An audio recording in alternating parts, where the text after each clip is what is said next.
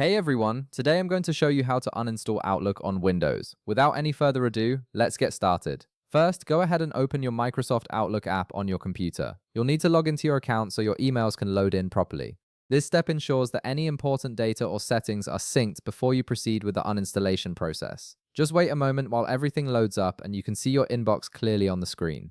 Once your emails have fully loaded and you can see your account is active, you're ready to begin the uninstallation process. Press your Windows key on your keyboard to bring up the Start menu. From there, type in Apps and Features into the search bar. This will open the Apps and Features window, which is where Windows lets you manage and uninstall all the programs installed on your computer. Now that the Apps and Features window is open, you'll notice a search bar at the top of the screen. Click on this search bar and type in Outlook. This will filter through all your installed applications and show you only the ones related to Outlook, making it much easier to find exactly what you're looking for without scrolling through a long list of programs. From the search results, you'll see the Microsoft Outlook icon appear along with its name. Go ahead and click on it to expand the options. When you click on the app, you'll see more details and available actions appear directly below it.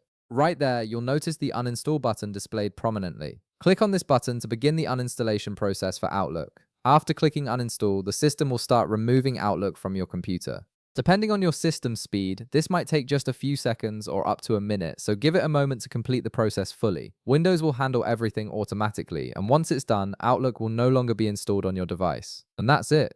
You've successfully uninstalled Outlook from your Windows computer. If this video helped you out, be sure to leave a like, subscribe, and I'll see you in the next one.